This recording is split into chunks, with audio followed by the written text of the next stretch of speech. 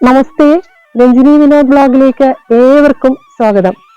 ഇന്ന് നമ്മുടെ ക്ഷേത്ര സഞ്ചാരം എത്തി നിൽക്കുന്നത് തൃശൂർ ജില്ലയിൽ ചെറുതുരുത്തിക്കടുത്ത് സ്ഥിതി ചെയ്യുന്ന അതിപുരാതനമായ ഒരു ക്ഷേത്രത്തിലാണ്. നെടുമ്പുര കുലശേഖരനല്ലൂർ ശിവക്ഷേത്രം. പരശുരാമനാൽ പ്രതിഷ്ഠിതമായ 108 ശിവാലയങ്ങളിൽ സ്ഥാനമുള്ള ഈ ക്ഷേത്രത്തിന് ഗരമഹർഷിയുമായിട്ടും ഒരു ബന്ധമുണ്ട്.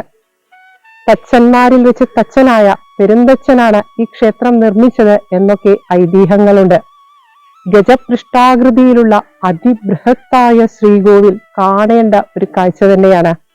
ചേര സാമ്രാജ്യത്തിന്റെ സംഭാവനയാണെന്ന് വിശ്വസിക്കപ്പെടുന്ന ഈ ക്ഷേത്രത്തിന് ചരിത്രപരമായും ഒത്തിരി പ്രത്യേകതകളുണ്ട്. ഈ അതിപുരാതനമായ ക്ഷേത്രത്തിൽ ഒന്ന് എത്തിച്ചേരണമെന്ന് ഏറെ നാളായി ആഗ്രഹിച്ചതാണ്. ഇന്ന് ഭഗവാൻ അനുഗ്രഹത്താൽ ഇവിടെ വന്നു ചേർന്നിരിക്കുന്നു. ഇവിടെ കുലശേഖരപുരത്തപ്പനായി കുടികൊള്ളുന്ന ആ കൈലാസനാഥന്റെ അനുഗ്രഹത്തോടുകൂടി നമുക്ക് ഈ അതിപുരാതനമായ ക്ഷേത്രത്തിന്റെ വിശേഷങ്ങൾ പറഞ്ഞു തുടങ്ങാം. തൃശൂർ ജില്ലയിൽ ഭാരതപ്പുഴയുടെ തെക്കേക്കരയിൽ ചെറുതുരുത്തിക്കടുത്ത് നെടുമ്പുരയിലാണ് നെടുമ്പുര കുലശേഖരനല്ലൂർ ശിവക്ഷേത്രം സ്ഥിതി ചെയ്യുന്നത്. രണ്ടാം ചേര രാജാക്കന്മാരുടെ സംഭാവനയാണെന്ന് കരുതപ്പെടുന്ന അതിപുരാതനമായ ഒരു ക്ഷേത്രമാണിത്. കുലശേഖരന്മാർ നിർമ്മിച്ചതിനാലാവണം കുലശേഖരനല്ലൂർ എന്ന ക്ഷേത്രനാമം കൈവന്നത് എന്ന് കരുതപ്പെടുന്നു.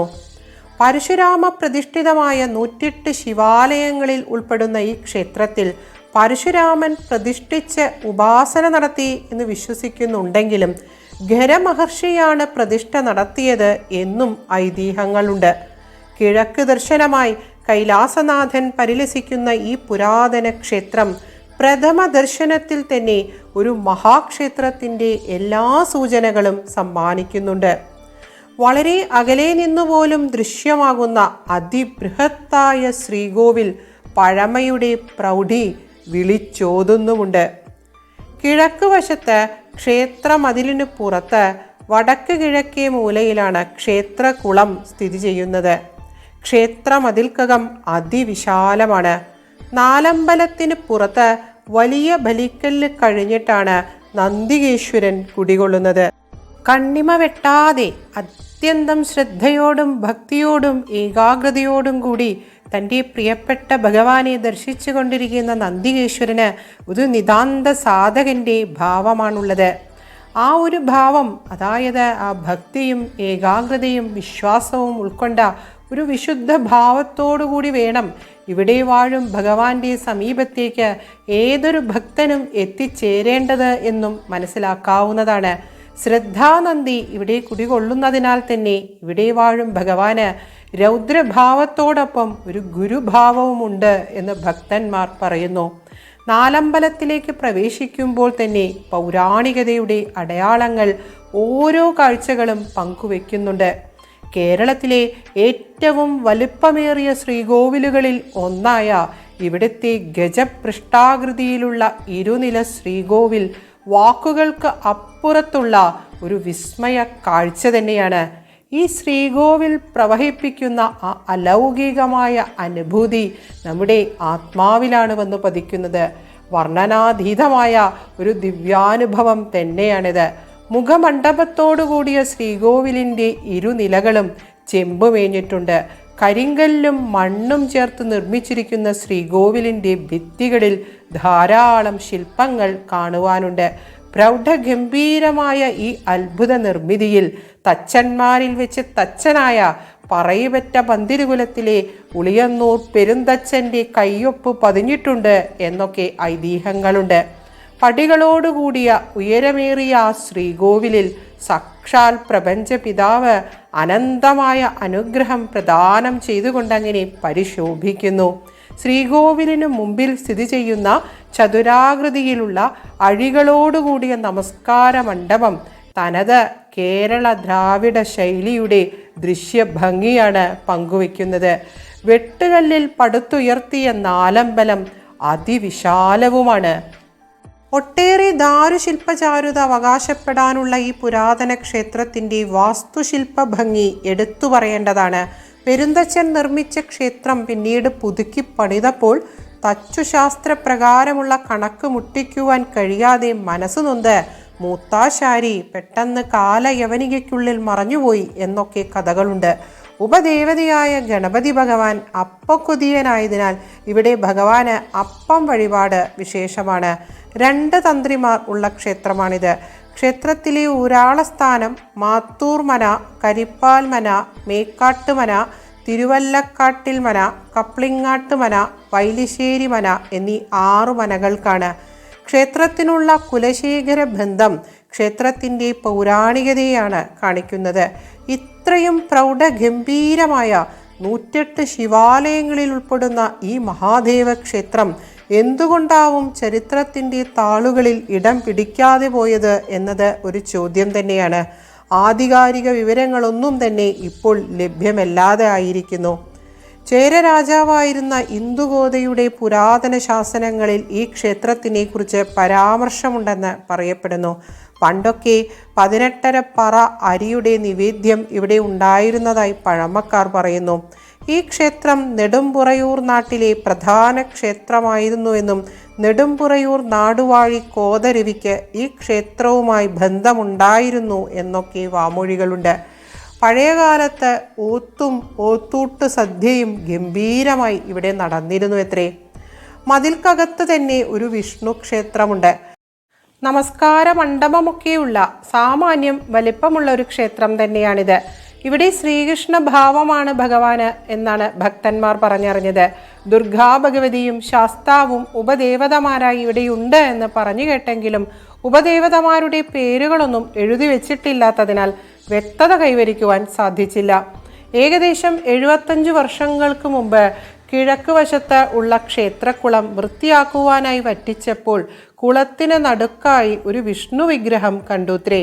എന്നാൽ പെട്ടെന്ന് തന്നെ അടുത്തു തന്നെയുള്ള ഭാരതപ്പുഴയിൽ നിന്നും വെള്ളം ഇരച്ചു കയറി ക്ഷേത്രക്കുളം നിറഞ്ഞു കവിഞ്ഞ് വിഗ്രഹം വീണ്ടും കാണാതായി എന്നും കഥകളുണ്ട്. പിന്നീട് 2011 ക്ഷേത്രക്കുളം വറ്റിച്ചപ്പോൾ കിഴക്ക് ദർശനമായിട്ടുള്ള ഈ ചതുർഭുജ മഹാവിഷ്ണു വിഗ്രഹം വീണ്ടും കാണുവാൻ സാധിച്ചുത്രേ. എന്നാൽ മാറ്റി പ്രതിഷ്ഠിക്കുവാൻ സാധിച്ചില്ല എന്നും പറഞ്ഞു കേൾക്കുന്നു. എല്ലാം വാമൊഴികൾ മാത്രമാണ് എന്ന് പ്രത്യേകം സൂചിപ്പിച്ചുകൊള്ളുന്നു. പണ്ട് പഞ്ചമഹാപൂജകൾ നടന്നിരുന്ന ഒരു മഹാക്ഷേത്രമായിരുന്നുവെന്നും ഇപ്പോൾ 3 പൂജകളാണ് ഇവിടെ പതിവുള്ളത് എന്നും പറഞ്ഞു കേട്ടു. ധാരയും മൃത്യുഞ്ജയ പുഷ്പാഞ്ജലിയും ഇവിടെ ഭഗവാന് അതിവിശേഷമാണ്. മൃത്യുഞ്ജയ പുഷ്പാഞ്ജലിയുടെ ശക്തി വിശേഷവുമായി ബന്ധപ്പെട്ട് പല അനുഭവങ്ങളും ഇവിടെ ഭക്തന്മാർക്ക് പറയുവാനുമുണ്ട്. മൃത്യുഞ്ജയ ഹോമം, ഇളനീർ ധാര, 1000 കുടം ധാര, ത്രികാല പൂജ, പ്രദോഷ പൂജ, പിൻവിളക്ക്, കളഭം എന്നിങ്ങനെ വേറെയും നിരവധി വഴിപാടുകൾ ഇവിടെയുണ്ട്. ടിപ്പുവിൻ്റെ പടയോട്ടത്തെ അതിജീവിച്ച ഒരു മഹാക്ഷേത്രം കൂടിയാണിത്. ധ്യാനഭാവം ഇവിടെ ഭഗവാനുള്ളതിനാൽ ആഘോഷങ്ങൾക്ക് വലിയ പ്രാധാന്യം ഇവിടെയില്ല. ഇടവത്തിലെ അത്തമാണ് പ്രതിഷ്ഠാദിനം. ശിവരാത്രിയും വിശേഷമാണ്. ഈ ക്ഷേത്രത്തിൻ്റെ ഓരോ അണുവിലും ഒരു കാലത്ത് ഈ ക്ഷേത്രത്തിനുണ്ടായിരുന്ന പ്രൗഢിയും പ്രാധാന്യവും നിറച്ചു വച്ചിരിക്കുന്നു. 3 നിലകളോടുകൂടിയ നിലവറയും ഊട്ടുപുരയുമൊക്കെ ഇപ്പോഴും ഇവിടെയുണ്ടത്രേ. അടിത്തറയും തൂണുകളും കരിങ്കല്ലിൽ നിർമ്മിച്ചിരിക്കുന്ന പ്രധാന ശ്രീകോവിലിന് മുമ്പിലുള്ള നമസ്കാര മണ്ഡപത്തിൻ്റെ ആ നിർമ്മിതിയൊക്കെ അതിമനോഹരമാണ്, പ്രൗഢഗംഭീരവുമാണ്.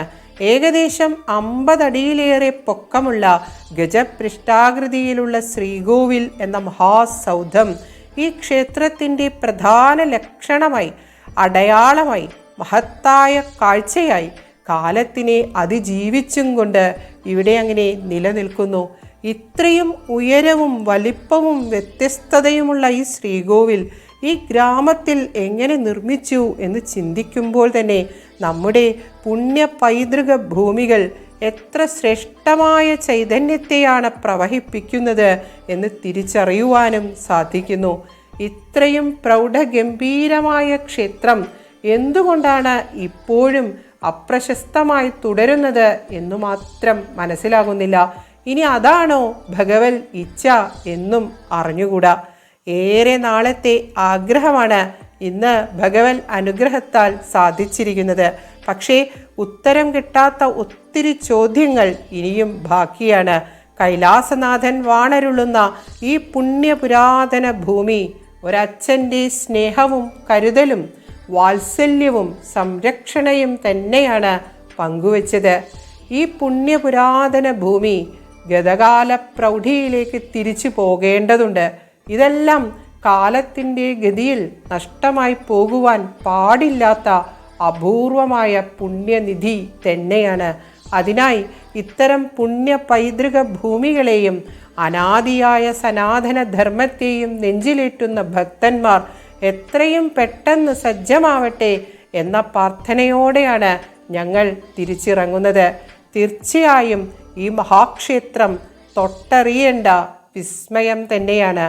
ഈ പുണ്യ പൈതൃക ക്ഷേത്ര ഭൂമിക്കും വിസ്മയ കാഴ്ചയായ മഹാസൗധമായ ആ അതിബൃഹത്തായ ശ്രീകോവിലിനും ശതകോടി സാഷ്ടാംഗ പ്രണാമങ്ങൾ അർപ്പിക്കുന്നു. ഉച്ചരിച്ച എല്ലാ വാക്കുകളും മഹാധ്യാനത്തിൽ മുഴുകിയിരിക്കുന്ന ഏറെ പ്രിയപ്പെട്ട കൈലാസനാഥൻ്റെ പൊന്നു തൃപ്പാദങ്ങൾക്ക് അർച്ചനയായി ഭവിക്കട്ടെ. അകാരണായ അഖിലകാരണായ നമോ മഹാകാരണകാരണായ നമോസ്തു കാലാനലലോചനായ കൃതാഗസം മാമവ വിശ്വമൂർത്തേ. ഏവർക്കും സർവമംഗളങ്ങളും ആശംസിക്കുന്നു. ഹരഹര മഹാദേവ. ഓം നമഃ ശിവായ.